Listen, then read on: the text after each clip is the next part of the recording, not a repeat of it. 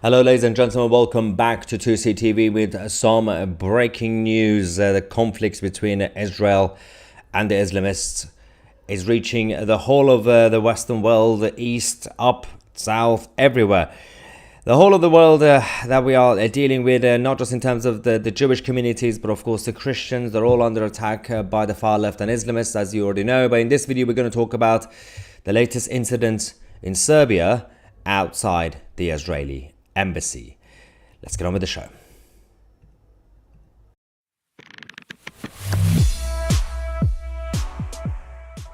All right, over the last hour, we've been hearing some news from Serbia.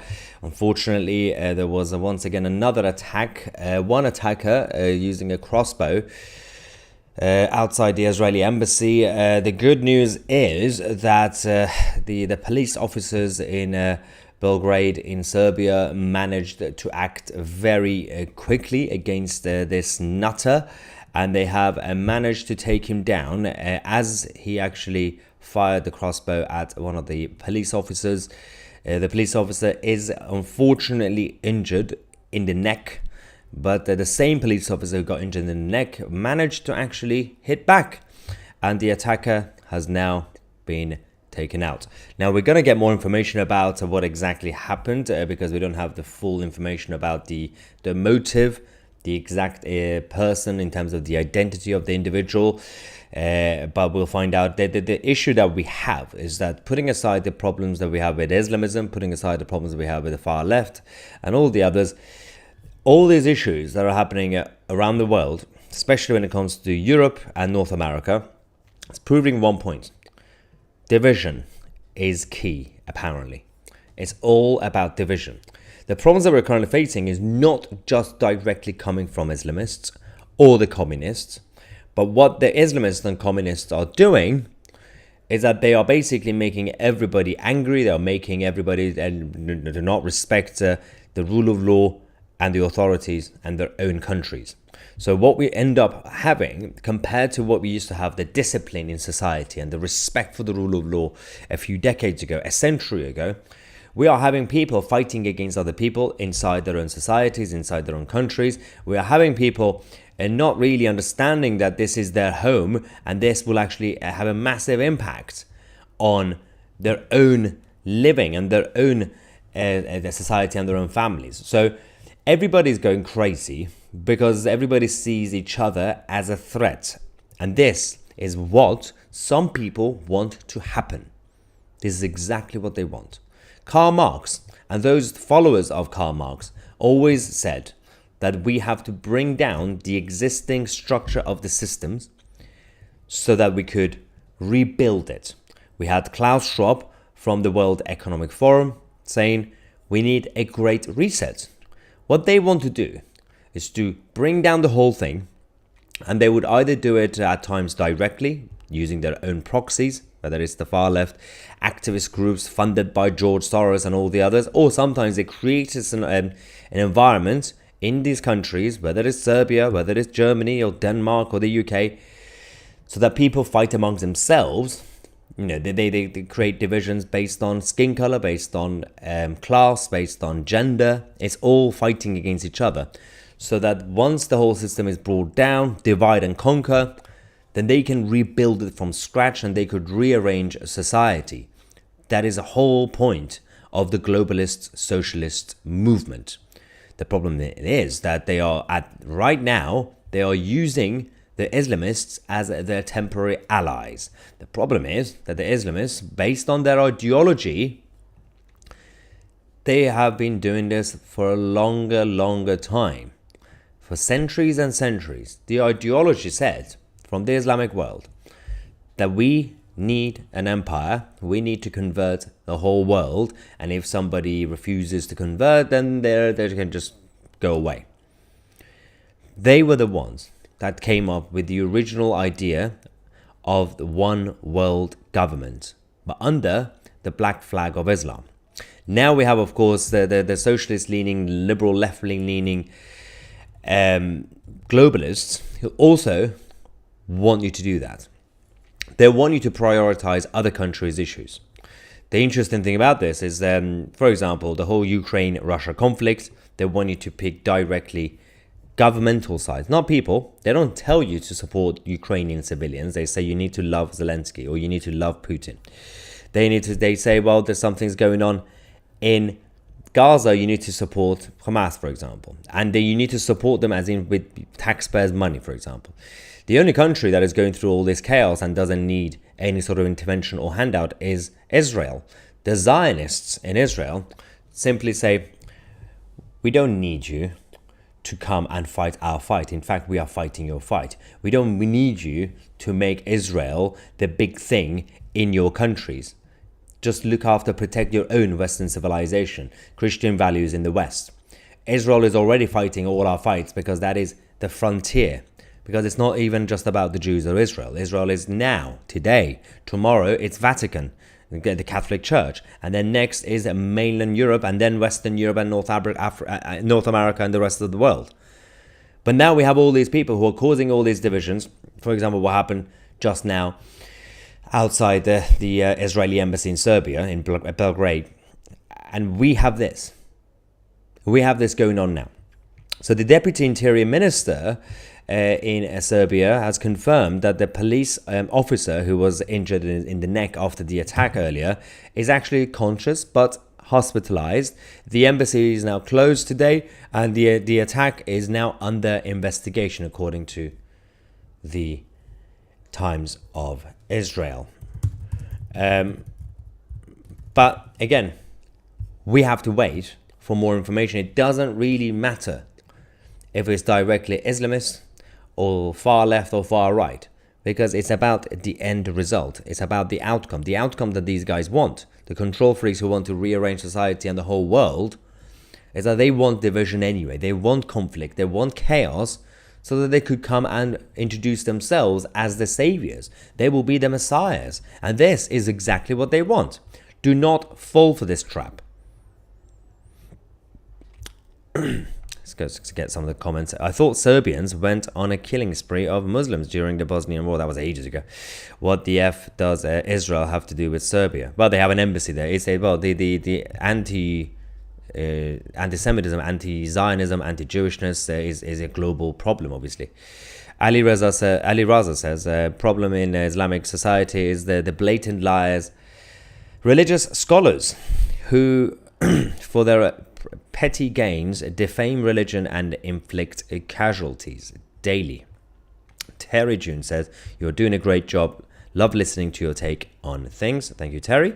And Nancy says, George Soros worked with the National Socialists against the Jews during the Second World War. Yeah, the problem with people like George Soros, the absolute psychos, is when he was interviewed about a couple of decades ago, about his experience as a child. You know what happened? It was asked, did it affect you that you had to basically betray your fellow Jews by helping the National Socialists so you could survive? Did it affect you, like, mental illness, something? Like, no. No emotions. No emotions. People like George Soros, they're liberal globalists who happen to be Jewish, who basically hate Zionism and hate Israel. They have consistently worked against the interests of Zionists and Israel.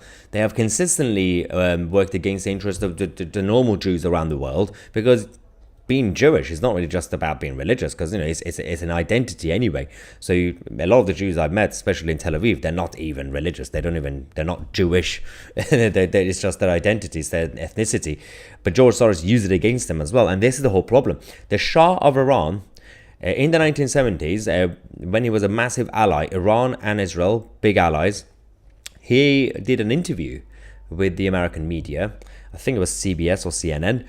It's still on YouTube. And he was talking about the what they started calling at the time the Jewish lobby. And right now, when people say Jewish lobby, they confuse the whole thing. It's because it's basically anti-Semites. It's basically anti-Jewish people who put everyone Jew in one category. They say, well, if George Soros is a Jew, if Netanyahu is a Jew, and if, I don't know, some random Tory MP is a Jew, they're all basically working together. In reality, you got different categories. So you had they had the actual Zionists and the Israelis who wanted to just have Israel, have their own country back, where the kingdom was. Then you have the normal Jews who just happen to be Jews, and they grew up, they are born in Germany, in the UK, in Canada, they're just living their own lives. Then you have what we call, or what the Shah of Iran called, the Jewish lobby in America. They are a very specific type of people. It's nothing to do with Zionism. It's the opposite of Zionism, because they are the ones who basically happen to, and it's not just normal Jews who just happen to be successful, lawyers and accountants or whatever. There was a specific point about the newspapers in America, the media and other institutions that were controlled by a specific type of people who happened to be Jewish, but they had an agenda to not allow Israel to remain an independent sovereign country and strong country, because Israel and Iran, allies with the Shah of Iran, didn't really help their agenda in the Western world, in America, the American globalists who were Jewish basically. And this is the problem. They wanted to cause more division. And this is why they always wanted to look after their own interests. And it's always about their own people at the top of the establishments. And the Shah of Iran, during that interview, criticized their so-called Jewish lobby, the Western globalist liberal Jewish lobby, saying that they're not really helping the interests of Israel. He was defending the Israeli government, saying that these people are not really helping. And they were the people, obviously, and others who were non-Jews, it's not really about being Jewish, the Western liberal globalists, who helped with CIA and France and MI6 to help empower the Islamists to take over with paramilitary coup in 1979 to get rid of the Shah. The evidence came out 20 years later that the CIA were actually training the Islamists, because they didn't want, firstly, there were so many reasons they wanted to get rid of the Shah anyway, because the Shah was refusing to be a puppet of America. Two, Iran and Israel, close allies. America didn't like it. And thirdly, the oil contracts between Iran and America was being expired. And of course, there was a threat from the Soviet Union in Iran, the communists, and America thought, we don't want the communists to take over Iran, so let's help the Islamists. We could probably control the Islamist puppets. That backfired massively. All this was done because of the people like George Soros, the types of George Soros infiltrated and influenced the CIA and all the others to basically do this against the interest of the Iranians and the Israelis. And now we have to deal with the consequences. Anyway, we do also have a big announcement, ladies and gentlemen. While we are here, I can now officially confirm that our first exclusive and original documentary on 2C TV Plus, Britain's Multiculturalism Myth, is coming out on Monday, 2 days from now, on 2C TV Plus, 2c.tv, the website. The link is in the description. You know what I have for you guys? I have a present. Who wants a present in the live chat? Hands up if you want a present. We actually have a trailer. We have a teaser from the documentary. Let's go and watch it. It's only a few seconds.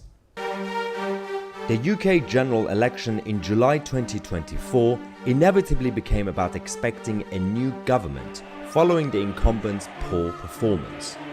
One of the major issues gripping the nation is mass migration. The fight is between the globalist agenda and those who wish to promote and protect the nation states. You have to establish Islam by force. Yeah.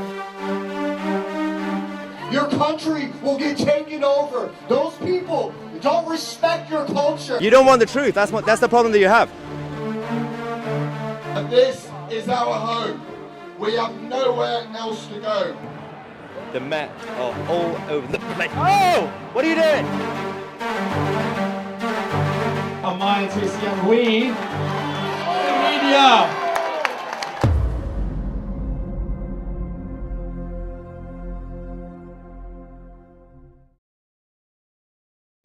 So yes, Monday, the 1st of July, 2C TV Plus. You have to go on 2c.tv and join there to watch the full documentary on Britain's multiculturalism myth.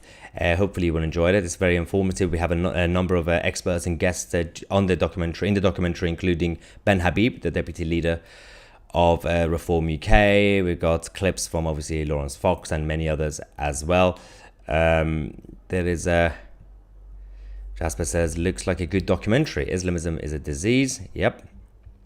Mark says, why are you leaving out that it was the British royal family who orchestrated the entire coup against the Shah? I literally said it.